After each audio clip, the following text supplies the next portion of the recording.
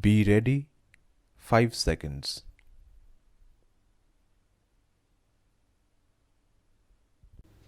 Honorable members, it gives me great pleasure to address both houses of Parliament assembled together. A few months back, our country completed 75 years of independence and entered the Amrit Kal. This Azadi Ka Amrit Kal assimilates the pride of thousands of years of our glorious past, the inspirations of Indian freedom struggle and India's resolve for a golden future. This Amrit Kal of 25 years is the period of the golden centenary of independence and the making of a developed India. This 25-year span is for all of us and for every citizen of the country to perform our duties to the utmost levels. An opportunity to build an era beckons us for which we need to work continuously with our full potential. By 2047, we have to build a nation which not only embraces its glorious past but also encompasses every golden aspect of modernity. We have to build a Bharat which is self-reliant and also able to fulfill its humanitarian obligations.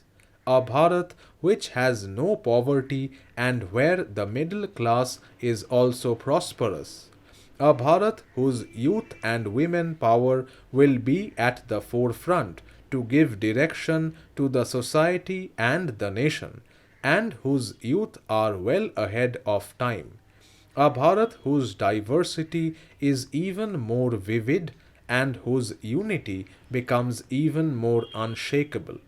When the country actualizes this reality in 2047, it will certainly observe and assess the foundation of its grand construction. At that time, these initial moments of the Azadi Ka Amrit Kal will be viewed with a different perspective. Therefore, this time and this period of Amrit Kal has become all the more significant. Honorable members, when the people of the country gave my government the opportunity to serve them for the first time, we began with the mantra of Sabka Saath, Sabka Vikas. With the passage of time, Sabka Vishwas and Sabka Prayas were also added to it. This mantra has now become the inspiration for building a developed India.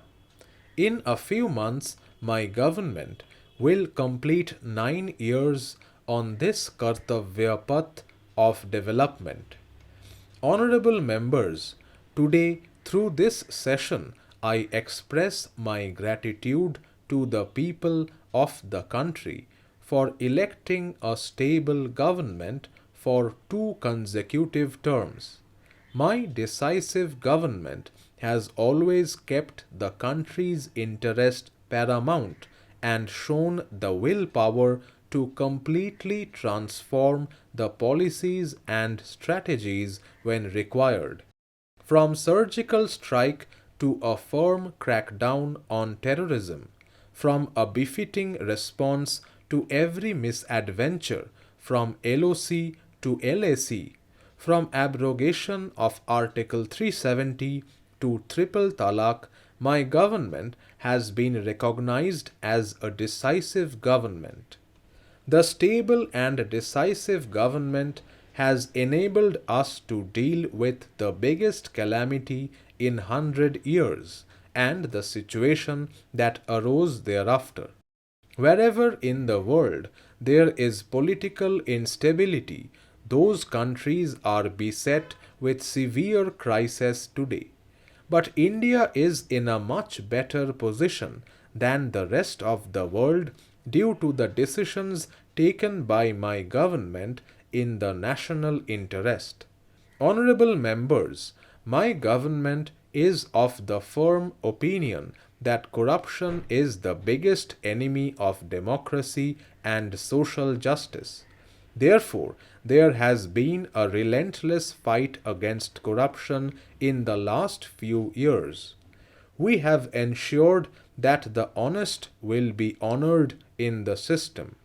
There is increasing social consciousness in the country that there should be no sympathy for the corrupt in the society.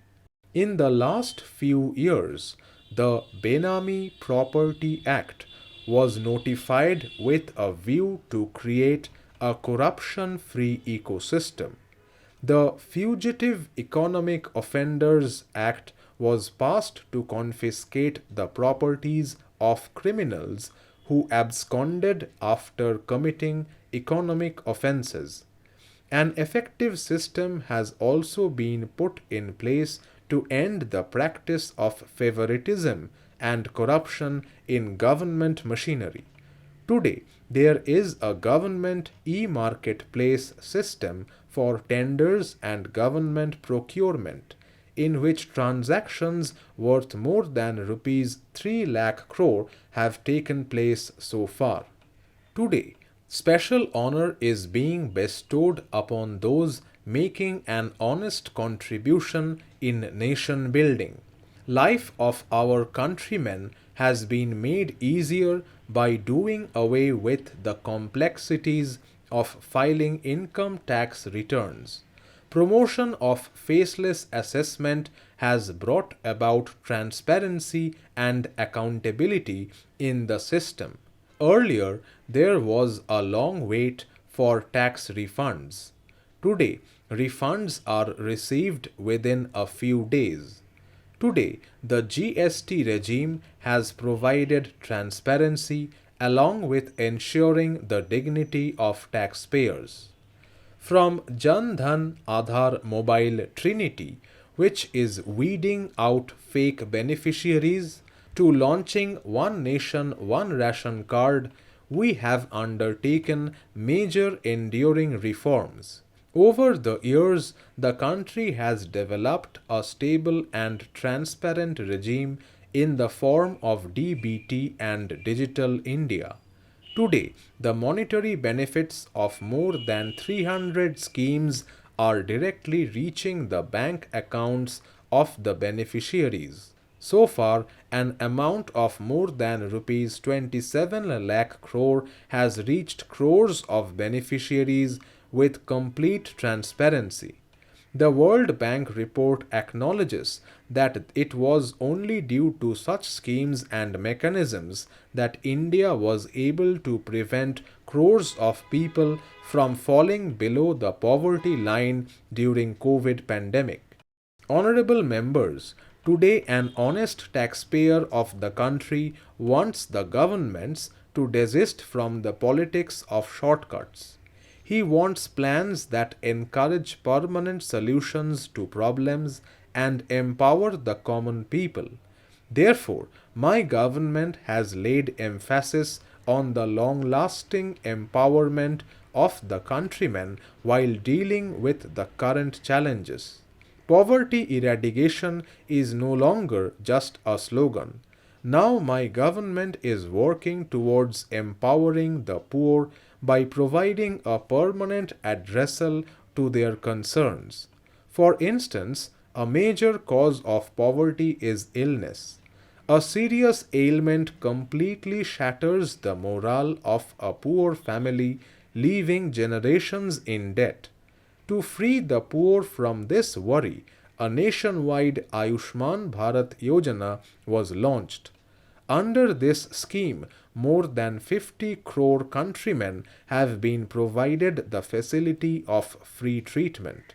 The Ayushman Bharat Yojana has saved crores of poor from becoming poorer, preventing them from spending rupees 80,000 crore.